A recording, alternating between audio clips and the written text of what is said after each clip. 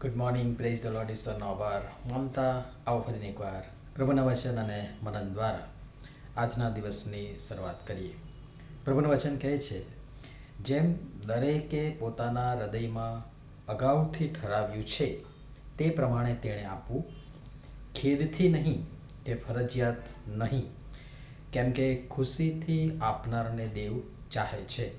કરંથીઓને બીજો પત્ર તેનો 9મો અધ્યાય અને 7મી કલમ. આજનો વિચાર.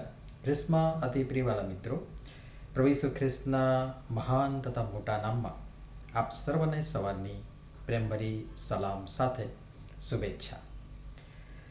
આપવા સંબંધી સંત પાઉલ પણ પત્રોમાં ઘણું બધું લખે છે. સાથોસાથ પવિત્ર શાસ્ત્ર બાઇબલમાં પણ ઘણી બધી જગ્યાએ આપવા સંબંધી ઉચ્ચ પ્રકારનું શિક્ષણ આપવામાં આવ્યું છે. પ્રભુ ઈસુએ પણ આપવા સંબંધી સચોટ શિક્ષણ આપ્યું છે.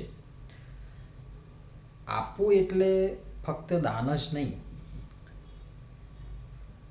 આપણે આપવાનું આવે એટલે હંમેશા દાન એટલે કે પૈસા સાથે આપણે જોડી દઈએ છીએ. જો કે એ પણ છે જ, અને હોવું પણ જોઈએ, આપવું પણ જોઈએ. પણ આપવા સંબંધમાં બીજું પણ ઘણું બધું છે. મારું, તમારું, આપણું જીવન સંપૂર્ણ સ્વાર્પણ, તન, મન, ધન, ઘર, સમય, તાલંતો, સંબંધો, કૃપાદાનો, આવડતો, ઉપલબ્ધિઓ, માન, સ્થાન, સર્વોચ્ચ અને સર્વસ્વ એવું, એના જેવું વગેરે ઘણું બધું, જેનાથી સંતોની સેવા બજાવવાની જે ફરજ છે એમાં ટેકો મળે, સહાય મળે અને સહાયરૂપ બને. પણ સુવાર્તાના ભગીરથ કાર્ય, મંડળી બાંધવાના સર્જનાત્મક કાર્ય, આત્માઓ જીતવાના મોટા અને મહાન એ કાર્ય ને સાથે તેમને નિભાવવા માટે દાનની, વસ્તુઓની, વ્યક્તિઓની, બાબતોની જરૂર પડે, અને એ પ્રભુના લોકો પાસે છે. હવે આપણે કેટલું આપીએ છીએ એ અગત્યનું તો છે જ, પણ એની સાથે સાથે આપણે કેવી રીતે આપીએ છીએ, ક્યાં આપીએ છીએ, કેમ આપીએ છીએ એ પણ અગત્યનું છે. વચન કહે છે કે જે કૃપણતાથી વાવે છે તે લણશે પણ કૃપણતાથી, અને જે ઉદારતાથી વાવે છે તે લણશે પણ ઉદારતાથી. જે આપે છે ઉભરાતું ને છલકાતું, દાબેલું, તો મળશે પણ એ જ પ્રકારે. એટલે કે ઉભરાતું ને છલકાતું એવું ભરપૂર.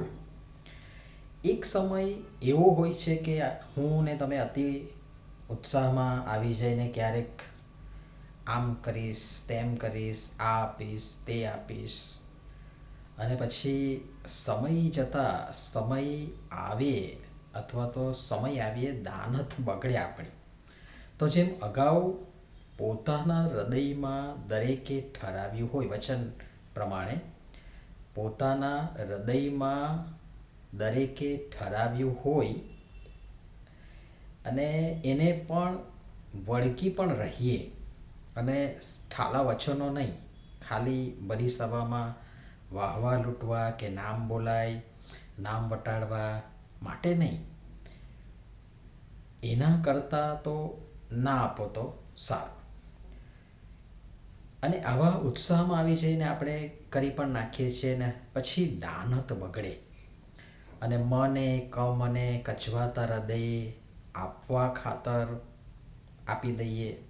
તો એમ નહીં.